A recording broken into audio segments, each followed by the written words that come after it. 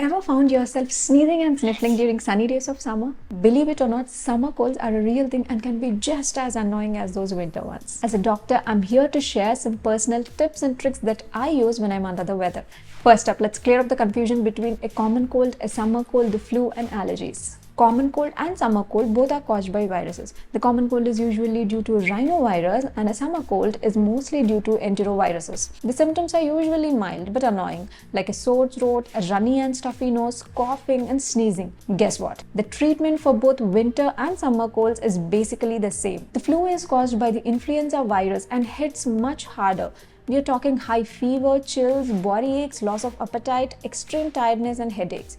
Definitely more intense than a cold. Allergies are triggered by things like pollen, dust mites, certain foods and medications, and many more. Symptoms include sneezing, itchy eyes, and a runny nose, but usually no fever or body aches. Here's a fun fact. The incubation period is how long it takes for the symptoms to show up after you're exposed to virus. For cold, it's usually 1 to 3 days. While symptoms can last about a week, a cough might hang around a bit longer. Adults can cough for up to 18 days on average, and kids for up to 3 weeks. Now, let's talk about my go-to remedies. When I'm dealing with a cold, staying hydrated is crucial. Here's what I swear by. Chicken soup. It's not just comforting. The warm broth helps keep you hydrated, soothes a sore throat, and relieves nasal congestion. Next is ginger water. Ginger is fantastic for inflammation. Simply boil fresh ginger roots in water, let it steep, and then sip away. It's great for easing throat pain and inflammation. Lemon and honey water. This combo works wonders for a sore throat. Here's a tip.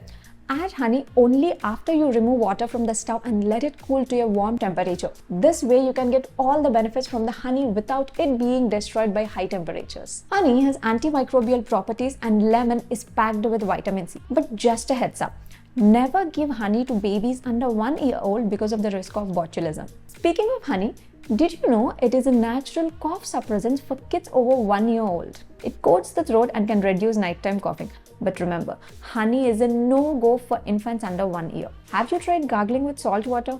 It can really help with a sore throat and clear out mucus. Mix half a teaspoon of salt in warm water and gargle a few times a day. It's simple, but it works wonders. Now let's talk about over-the-counter solutions. Painkillers like acetaminophen, that is paracetamol or ibuprofen, can help with body aches and headaches. They're great for cold-related symptoms like sore throat, headache, earache, and fever, but not so useful for cough and stuffy nose. Zinc and vitamin C can boost your immune system. It's most effective when you take vitamin C regularly, not just when you are sick. Decongestants can clear your nasal congestion, and if you're sneezing or having a runny nose, antihistamines can help. Remember, if you use decongestant nasal sprays or drops, never use them for more than a week at a time. They can cause rebound congestion where symptoms can worsen after the medication wears off. And here's a twist.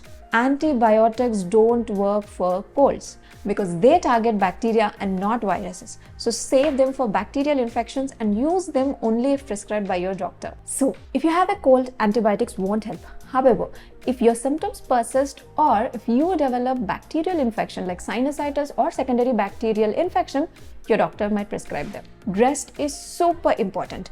Your body needs energy to fight off the viruses, so aim for at least 7 hours of sleep each night. Meditation and deep breathing can also help reduce stress and speed up recovery. Now, let's talk hygiene. Keeping your distance from others and washing your hands frequently is very important. When you sneeze or cough, tiny droplets containing the virus can spray into the air and land on surfaces like doorknobs, keyboards, and subway poles. The virus can stay on these objects for several hours to days. If you touch these surfaces and then touch your face, the virus can spread to your nose or mouth. So try to avoid touching your face and wash your hands frequently. There is no vaccine for the common cold, but there is one for the flu. So the best way to protect yourself from the flu is to get vaccinated. If you are pregnant and catch a cold, it's super important to take extra care.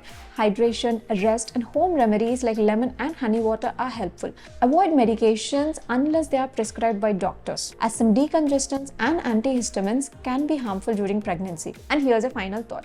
The common cold is contagious. According to CDC, you can spread the virus a day or two before the symptoms appear, and you're most contagious in the first 2 to 3 days of your symptomatic period. Your infection continues to be contagious as long as you have symptoms. So do everyone a favor. Put on a mask if you're going outside or rest up at home during that time. If your symptoms persist or worsen, it's important to see a doctor. A blood test may be required to determine if there is some serious underlying problem. And feel free to watch this video for more detailed information on blood tests that require fasting. Thanks for watching. Until next time, stay healthy, stay happy, and keep smiling through it all.